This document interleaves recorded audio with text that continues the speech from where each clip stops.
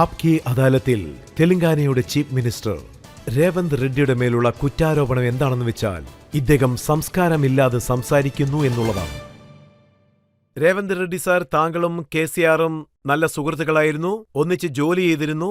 രാഷ്ട്രീയത്തിൽ കുറച്ച് വ്യത്യസ്തത ഉണ്ടാകാം. ഇപ്പോഴൊക്കെ താങ്കൾ യൂസ് ചെയ്യുന്ന വാക്കുകൾ എന്താണെന്ന് ഞാനിപ്പോ പറയാം. അതായത് താങ്കൾ പറയുന്നത്, എന്റെ ആൾക്കാരെല്ലാം നിന്റെ പാന്റ് ഊരിക്കളയും, നിന്റെ ഷർട്ട് ഊരിക്കളയും, അതോടൊപ്പം നിന്റെ അണ്ടർവെയർ ഊരിക്കളയെന്ന് പറയും, ന്യൂഡാക്കുമെന്ന് പറയുന്നു. ഇല്ലില്ല, ഇതുപോലത്തെ വാക്കുകളൊക്കെ നമ്മുടെ മേത്ത് കല്ലെറിഞ്ഞാൽ നമ്മളും തിരിച്ചതിനെ എറിയണമല്ലോ. KCR ഞാനിതിന് പറയുന്നതിന് മുമ്പ് അദ്ദേഹം എന്താ പറഞ്ഞതെന്ന് വെച്ചാൽ, മുഴുവൻ കോൺഗ്രസും എല്ലാ ചീഫ് മിനിസ്റ്റേഴ്സും മനസ്സ് വെച്ചാൽ പോലും എൻ്റെ ഒറ്റ മുടിയെപ്പോലും അവരെ കൊണ്ട് എടുക്കാൻ കഴിയില്ലെന്നാണ്. കുറേ കാര്യങ്ങൾ സംസാരിച്ചു. അതിന് ഞാൻ എന്താ പറഞ്ഞതെന്ന് വെച്ചാൽ, ഞങ്ങൾ അനങ്ങാണ്ടിരിക്കുന്നതുകൊണ്ട് നിങ്ങളിവിടെ വന്ന് പ്രസ് മീറ്റ് വെച്ചിട്ടുണ്ട്. ഒരുപക്ഷെ ഞങ്ങൾ വിചാരിച്ചാൽ നിങ്ങളുടെ അണ്ടർവെയർ പോലും അഴിച്ചു കാണിക്കുമെന്ന് പറഞ്ഞു. ഒരു പക്ഷേ ഒരു ഡേറ്റ് പറയൂ എന്നാണ് ഞാൻ പറഞ്ഞത്. ഞാൻ എന്താ പറഞ്ഞതെന്ന് വെച്ചാൽ, നിങ്ങളൊരു ഡേറ്റ് പറയും, ഞാൻ അന്ന് വരാം, എൻ്റെ ആൾക്കാരെ എല്ലാം വിളിച്ചുകൊണ്ട് വരാം, അതിനുശേഷം എന്താ നടക്കാൻ പോകുന്നതെന്നുള്ള കാര്യം നമുക്ക് നോക്കാമെന്നാണ് പറഞ്ഞത്. ഇനി നിങ്ങൾ തന്നെ ഇതിലെന്താ തെറ്റുള്ളതെന്ന് പറയൂ രജത് ശർമ്മ സർ. അദ്ദേഹം മുടിയെക്കുറിച്ച് പറയുമ്പോൾ താങ്കൾ അണ്ടർവെയറിനെ കുറിച്ചാണ് സംസാരിക്കുന്നത്. സർ, നിങ്ങൾ പറയുന്ന ക്വസ്റ്റ്യനുള്ള ആൻസർ ആണ് ഞാൻ പറഞ്ഞു തരുന്നത്, അത്രേ ഉള്ളൂ. ഞാൻ ഉത്തരം പറയാണ്ടിരുന്നാൽ നിങ്ങൾക്കത് മനസ്സിലാവില്ലല്ലോ, അത്രേ ഉള്ളൂ. KCR ഉപയോഗിച്ച വേർഡ്സ് പോലെയാണ് ഞാനും അതുപോലെ തന്നെയാണ് നിങ്ങൾക്ക് ഉത്തരം പറഞ്ഞത്, അത്രേ ഉള്ളൂ. അദ്ദേഹം താങ്കളെ ജയിലിലേക്ക് അയക്കുമെന്ന് പറഞ്ഞു. അതിന് താങ്കൾ എന്താണ് പറഞ്ഞതെന്ന് വെച്ചാ, ആ ചർണപ്പള്ളി ജയിലിൽ അവിടെ നിന്നെ ചിപ്പക്കുടു കഴിപ്പിക്കാൻ വിടുമെന്ന് പറഞ്ഞു. അതെ, ഞാൻ ഇതും കൂടെ പറഞ്ഞതായിരുന്നു. എന്താന്ന് വെച്ചാൽ, ഒരു ഡബിൾ ബെഡ്റൂം വീട് ഞാൻ കെട്ടിത്തരാമെന്നും പറഞ്ഞു. കാരണം മോനും മോളും വന്നാൽ അവിടെ താമസിക്കണമല്ലോ അല്ലേ, എല്ലാവർക്കും ഒരു വീട്ടിൽ തന്നെ ഇരിക്കാനായിട്ടാണ് ഞാൻ ആ ഡബിൾ ബെഡ്റൂം വീട് കെട്ടിത്തരാമെന്ന് പറഞ്ഞത്. പക്ഷേ ഇവരെല്ലാവരും രാഷ്ട്രീയത്തിലായിരുന്നു വരുന്നത്.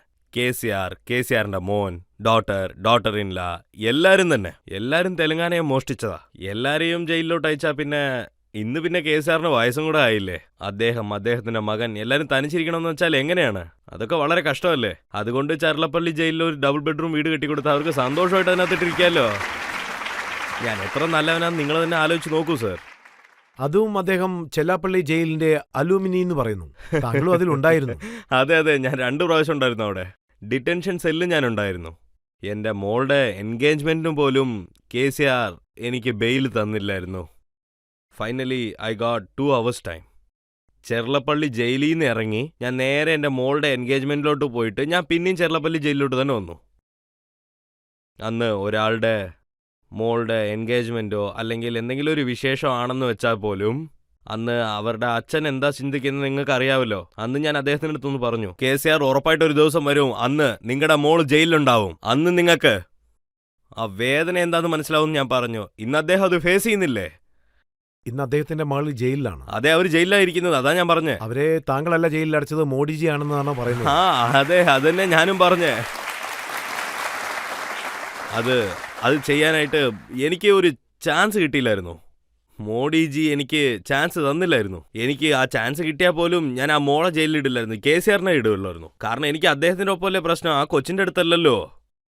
ഇപ്പോ അദ്ദേഹത്തിന്റെ മകൻ എന്താണ് പറയുന്നതെന്ന് വെച്ചാ, അതായത് രേവന്ത് റെഡ്ഡി എവിടെ നിന്നാണ് വന്നതെന്ന് പോലും അറിയില്ല, പക്ഷെ ഞങ്ങൾ 5 പ്രാവശ്യം ഭരണത്തിൽ വന്നവരാണ്, ഞാൻ KCRന്റെ മകനുമാണ്, താങ്കൾ ആന്ധ്രാപ്രദേശിലെ നേതാക്കന്മാരുടെ ഷൂ നക്കിയാണ് ഈ സ്ഥാനത്തിലേക്ക് വന്നതെന്നും പറയുന്നു.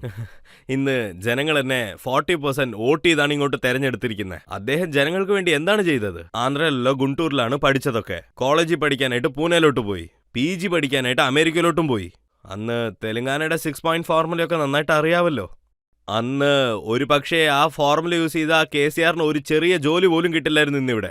എന്നിട്ടും അദ്ദേഹം IT ആൻഡ് ഇൻഡസ്ട്രി മിനിസ്റ്റർ അല്ലേ ഇവിടെ. ഇന്ന് ചീഫ് മിനിസ്റ്റർ ആവാൻ ട്രൈ ചെയ്തുകൊണ്ടിരിക്കുക. അതായത് KCRന്റെ സർക്കാർ താങ്കൾക്കെതിരായി ക്രിമിനൽ കേസുകൾ ഇട്ടു, താങ്കളെ ജയിലിലേക്ക് അയച്ചു. ഒരുപക്ഷെ അതുകൊണ്ടാണോ താങ്കൾ അദ്ദേഹത്തിനോട് പകരം ചോദിക്കുന്നത്? ഇല്ല, ഞാൻ പകരം ചോദിക്കാൻ ആരംഭിച്ചിട്ടില്ല. ഇനി വേണം സാർ അതിനൊക്കെ പ്ലാൻ ചെയ്യാൻ. ഞാനിതുവരെ ഒന്നും ആരംഭിച്ചില്ലല്ലോ. ഞാനിപ്പോൾ 6 ഗ്യാരണ്ടീസ് ആണ് തുടങ്ങി വെച്ചത്, അല്ലാണ്ട് ഞാൻ ഇനിയും പകരം ചോദിക്കാൻ തുടങ്ങിയില്ലല്ലോ സാർ. അദ്ദേഹം പറയുന്നത് താങ്കൾ എന്താണ് ഇപ്പോൾ കൂടുതൽ സംസാരിക്കുന്നതെന്ന് വെച്ചാ, എന്റെ അച്ഛൻ ഇപ്പോ ഒരു മോശം സമയമാണ്, സിംഹം ഇപ്പോൾ കൂട്ടിൽ തന്നെയാണ്, ആ സിംഹം പുറത്തു വന്നതിന് ശേഷം കണ്ടോളൂ എന്ന് പറയുന്നു. ഞാനും അതന്നെ പറഞ്ഞത്, വരൂ തോക്ക് തയ്യാറായിട്ട് തന്നെയാ ഉള്ളതെന്ന്. 2 ബുള്ളറ്റ് ഉണ്ടെങ്കിൽ കാര്യം കഴിയും സാർ. എനിക്ക് സിംഹത്തിനെ കൊല്ലാൻ നല്ല ആഗ്രഹമാണ് സാർ. ഞാൻ ഈ പൂച്ചേനെയും പട്ടീനെയും ഒന്നും ഒരിക്കലും കൊല്ലൂല. അങ്ങനെ കൊല്ലുവാണെങ്കിൽ ഞാൻ സിംഹത്തിനെ കൊല്ലുള്ളൂ. വരൂ, ഈ ഇലക്ഷനിൽ തോൽപ്പിച്ച് കാണിച്ചതല്ലേ. KCR അവന്റെ പാർട്ടിയുടെ പ്രസിഡന്റ് ആയിരുന്നു, ഞാൻ കോൺഗ്രസ് പാർട്ടിയിലെ മെമ്പർ ആയിരുന്നു. ഞാൻ തോൽപ്പിച്ച് കാണിച്ചില്ലേ സാർ, ഞാൻ പറഞ്ഞിട്ടല്ലേ തോൽപ്പിച്ചേ. അപ്പോൾ താങ്കൾ ഹോസ്പിറ്റലിൽ പോയി അദ്ദേഹത്തെ കാണുന്ന സമയത്ത് അദ്ദേഹം എന്താണ് താങ്കളോട് പറഞ്ഞത്? സാർ അത് പേഴ്സണലാണ്, അതിവിടെ ഡിസ്കസ് ചെയ്യണ്ട കേട്ടോ. അത് രാഷ്ട്രീയത്തിനേക്കാൾ ചില കാര്യങ്ങൾ അധികം ഉണ്ടായിരുന്നു, അതുകൊണ്ടാണ്. അദ്ദേഹം വളരെ വിഷമത്തിലായിരുന്നു. അപ്പോൾ ബീങ് എ ചീഫ് മിനിസ്റ്റർ ഞാൻ ഓപ്പോസിറ്റ് ലീഡറെ പോയി കണ്ടിരുന്നു. അന്ന് ഞാൻ അദ്ദേഹത്തിനെ ഫിസിക്കൽ അസോൾട്ടൊക്കെ ഒന്നും ചെയ്യണമെന്ന് ഒരിക്കലും വിചാരിച്ചിട്ടില്ല. പിന്നെ ആ സൈഡിൽ പക്ഷേ നിന്ന് ഇങ്ങനെ അസോൾട്ട് രണ്ട് സൈഡിൽ നിന്നും ആവശ്യത്തിനുണ്ടായിരുന്നു. അപ്പോ KCR എന്താ പറഞ്ഞെന്ന് വെച്ചാ, രാഹുൽ ഗാന്ധി അദ്ദേഹം ഒരു നാഷണൽ പപ്പുവാണ്, അതുപോലെ തന്നെ രേവന്ത് റെഡ്ഡി തെലങ്കാനയുടെ പപ്പുവാണെന്നും പറയുന്നു. അതെ, ഞങ്ങൾ പപ്പു തന്നെയാണ്. പപ്പു ഈസ് പരിപ്പ്. പരിപ്പ് ഒന്ന് പ്രോട്ടീൻ ഫുഡല്ലേ സാർ? പപ്പു എന്ന് വെച്ചാൽ പരിപ്പാണ്. പരിപ്പ് ഒരു പ്രോട്ടീൻ ഫുഡല്ലേ, ആരോഗ്യത്തിനും വളരെ നല്ലതാ. ഇന്ന് എല്ലാവരും വെജിറ്റേറിയൻസും ആയില്ലേ സാർ? അല്ലാണ്ട് ഞങ്ങളൊന്ന് ഹെറോയിനോ കൊക്കൈനോ അല്ലാണ്ട് കഞ്ചാവോ ഒന്നും അല്ലല്ലോ. അതൊക്കെ അവരാണ്. ഞങ്ങൾക്കുള്ള വ്യത്യസ്തത ഇതാണ്, നിങ്ങൾ ഡ്രഗ്സ് കൊടുക്കും, ഞങ്ങൾ പരിപ്പ് തന്നെയാ. പരിപ്പ് നല്ലതുവാ, ശരീരത്തിന് വളരെ താങ്കൾ നല്ലതാണ്. എന്താണ് പറഞ്ഞതെന്ന് വെച്ചാൽ അദ്ദേഹം ട്രക്ക് പാഡ്ലെസിന്റെ ബ്രാൻഡ് അംബാസിഡർ ആണെന്ന്. ഒരു പ്രാവശ്യം ഇങ്ങനെയാണ് ഞങ്ങൾ രണ്ടുപേരുടെ ഉള്ളിൽ ഇതുപോലെ ഡ്രഗ്സിനുള്ള പ്രശ്നം വന്നത്. അന്ന് ഞാൻ എന്താ പറഞ്ഞതെന്ന് വെച്ചാൽ, യൂത്തിനൊരു റോൾ മോഡലായിട്ടിരിക്കണം. ഞങ്ങൾ എല്ലാവരും ബ്ലഡ് സാമ്പിൾസ് തരാം. ഞങ്ങൾ എല്ലാവരും കൂടെ ചേർന്ന് ഒരു ചാലഞ്ച് ചെയ്തിരുന്നു. അതെന്താന്ന് വെച്ചാൽ white challenge. I have challenge 3 persons.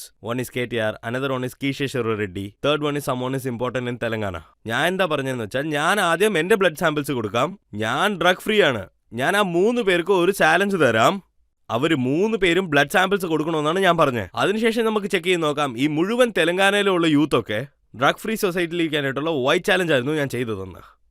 അതിൽ അദ്ദേഹമാണ് തരാമെന്ന് പറഞ്ഞത്. അതുകൊണ്ടായിരുന്നു ഞാൻ ചാലഞ്ച് ചെയ്തത്. ഈ ഡേറ്റിൽ ഈ സമയത്ത് ഞാൻ ഹോസ്പിറ്റലിലോട്ട് വരാം, നമുക്ക് പോയി സാമ്പിൾസ് കൊടുക്കാമെന്ന് പറഞ്ഞു. അദ്ദേഹം അവിടുന്ന് ഓടിക്കളഞ്ഞു. നിങ്ങൾ എന്തിനാ പേടിച്ചോടിയേ? നിങ്ങൾ ഈ ഡ്രഗ്സ് ഒക്കെ എടുത്തോ ഇല്ലയോ എന്നൊന്നും ഞാൻ പറഞ്ഞില്ലായിരുന്നല്ലോ. ഞാൻ പറഞ്ഞത് ഒറ്റ കാര്യമുള്ളൂ, അത് വൈറ്റ് ചാലഞ്ചാണ്. ഇന്ന് നിങ്ങൾക്കറിയാമല്ലോ സാർ, പഞ്ചാബിൽ എന്താ സംഭവിക്കുന്നത്, തെലങ്കാനയിൽ എന്താ സംഭവിക്കുന്നതെന്ന്, കോസ്മോപോളിറ്റൻ സിറ്റിയിലൊക്കെ എന്താണ് സംഭവിക്കുന്നത്. സോ നമ്മളാണ് യൂത്തിന് ഒരു നല്ല റോൾ മോഡൽ ആയിട്ടിരിക്കണ്ടേ. നമ്മളാണ് ഇവിടുത്തെ ലീഡേഴ്സ്, നമ്മളാണ് ഇവിടുത്തെ കറക്റ്റായ വഴി എന്താണെന്ന് അവർക്ക് കാണിച്ചു കൊടുക്കേണ്ടത് യങ്സ്റ്റേഴ്സിന്. അന്ന് ഞാൻ പറഞ്ഞത് വൈറ്റ് ചാലഞ്ച് എടുക്കാൻ എന്താ പ്രശ്നം നിങ്ങൾക്ക്? ഇപ്പോഴെല്ലാം താങ്കൾ അവരുടെ പോലീസ് ഓഫീസേഴ്സ് അതുപോലെ ഇന്റലിജൻസ് ഇവരെയെല്ലാം താങ്കൾ ജയിലിൽ ഇട്ടോണ്ടിരിക്കുകയല്ലേ? അദ്ദേഹം ഈ നാട്ടിൽ നിന്ന് ഓടിപ്പോയി, അവർ പോയി അമേരിക്കയിലിരിക്കണം. ആ ചീഫ് കാസിം ബ്രിഡ്ജ് ഇവിടെ നിന്ന് ഓടിപ്പോയി. മറ്റുള്ളവരിതൊക്കെ പിടിച്ചു വെച്ചിട്ടുണ്ടല്ലോ. ഇൻവെസ്റ്റിഗേഷനാണ് പോയിക്കൊണ്ടിരിക്കുന്നത്. ടെലിഫോൺ ടാപ്പിംഗ് ഒക്കെ കുറിച്ച്, മൊബൈൽ ഹാക്കിംഗ് കേസിനെ കുറിച്ച്.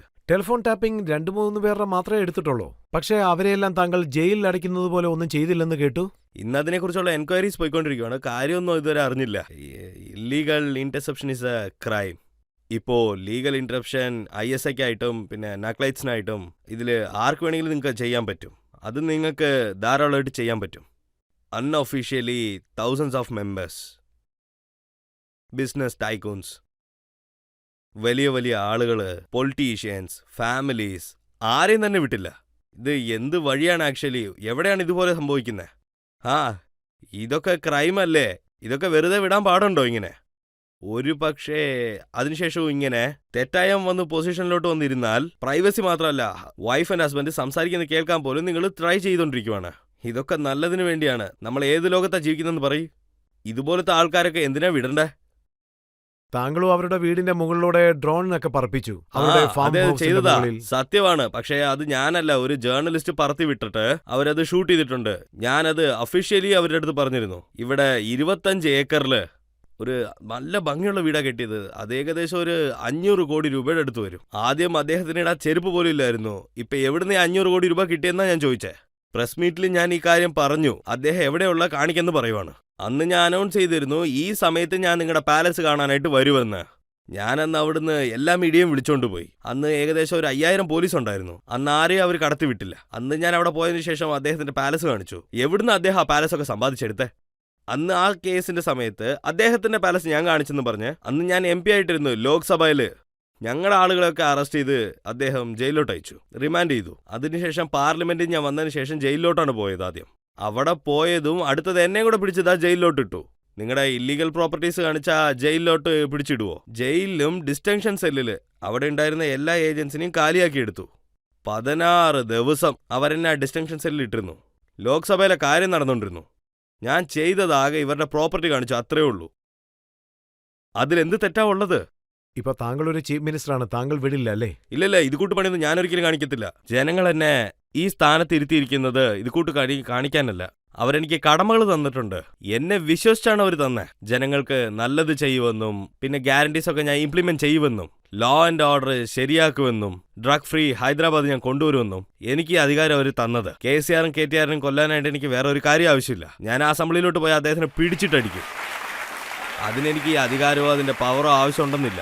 അതുപോലത്തെ തെറ്റായ പ്രവൃത്തിയൊന്നും ഞാൻ ഒരിക്കലും ചെയ്യത്തില്ല. ഇതൊരു വലിയ ചുമതലയാണ്. അവരെന്നെ നല്ല രീതിയിൽ വിശ്വസിക്കുന്നുണ്ട്. ആ വിശ്വാസം ഒരിക്കലും നശിപ്പിക്കാൻ പാടില്ലെന്ന് കരുതുക.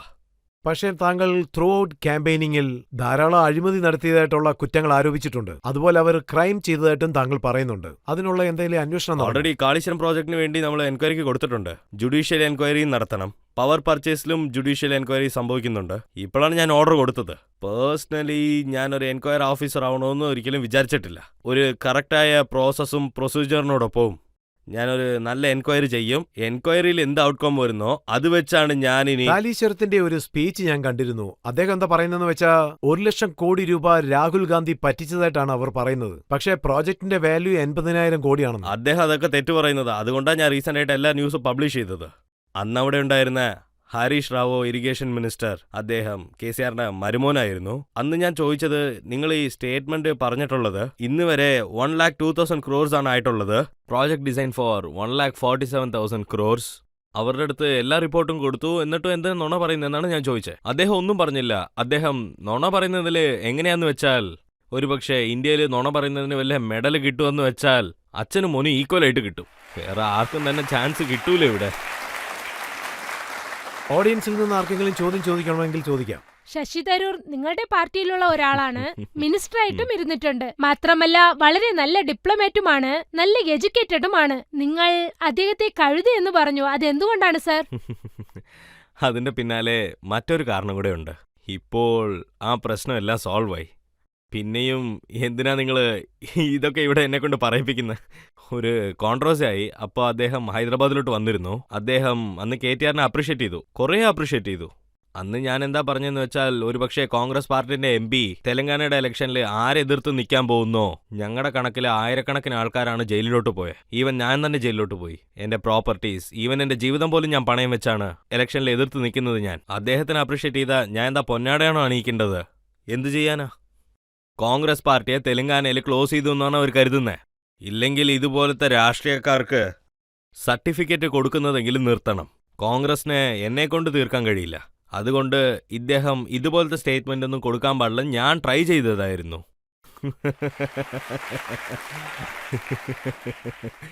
ശശി തരൂരിന്റെ ഇംഗ്ലീഷ് അങ്ങനെ പെട്ടെന്നൊന്നും ആർക്കും മനസ്സിലാവില്ല. അദ്ദേഹം ഇംഗ്ലീഷിൽ എന്തെങ്കിലും താങ്കളോട് പറഞ്ഞിട്ടുണ്ടോ?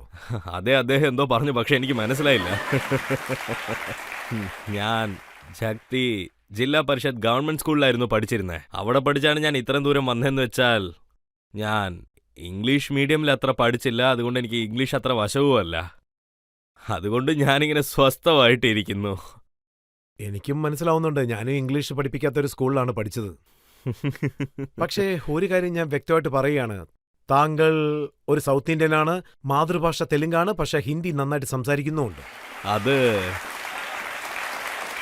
കമ്മ്യൂണിക്കേഷന് വേണ്ടി എന്തെങ്കിലും ഒരു ലാംഗ്വേജ് നമ്മൾ പഠിച്ചല്ലേ സർ പറ്റൂ.